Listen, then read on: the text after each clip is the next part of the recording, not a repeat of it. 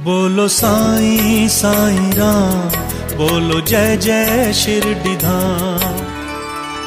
पंच तत्वों में पृथ्वी, जल, आकाश, अग्नि और वायु शामिल हैं। इन्हीं पंच तत्वों से चराचर जगत की सृष्टि होती है और इन्हीं 5 तत्वों में सृष्टि विलीन हो जाती है।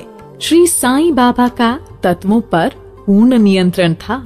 इससे संबंधित 1-2 घटनाओं का यहाँ उल्लेख किया जा रहा है। एक बार की बात है कि शिरडी में भीषण झंझावत तूफान आया। आसमान में काले व घने मेघ छाए हुए थे। बिजली कड़क रही थी। वायु का प्रचंड वेग था और मूसलाधार वर्षा हो रही थी। चारों तरफ जल ही जल दिखाई पड़ रहा था। न केवल शिरडी के वासी वरन वहाँ रहने वाले पशु पक्षी भी भयाक्रांत होकर मस्जिद में इकट्ठे हो गए। शिरडी में वैसे तो अनेक देवियां हैं, लेकिन मदद के लिए कोई भी आगे नहीं आई।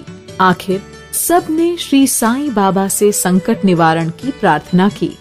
श्री साईं बाबा को दया आ गई। वे बाहर की ओर मस्जिद के निकट खड़े होकर प्रलयंकारी मेघों को देखते हुए कड़क कर बोले, बस करो, शांत हो जाओ अब। श्री साईं बाबा का ऐसा कहना था कि कुछ ही देर में वर्षा का वेग मंद पड़ गया। वायु भी शिथिल हो गई। आंधी तो बिल्कुल ही समाप्त हो गई। देखते ही देखते आसमान में चंद्रमा उदय हो गया। तब सभी लोग प्रसन्नता पूर्वक अपने घरों की ओर चल दिए। इसी तरह एक बार मध्याह्न के समय मस्जिद में प्रज्वलित रहने वाली धूनी एकाएक प्रचंड हो गई और उसकी लपटें मस्जिद की छत तक पहुंचने लगीं।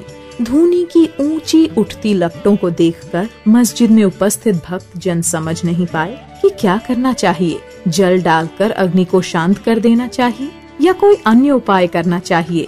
बाबा से पूछने का किसी में साहस ही नहीं था, लेकिन बाबा तो अंतर्यामी थे। वे लोगों के भावों को समझ गए।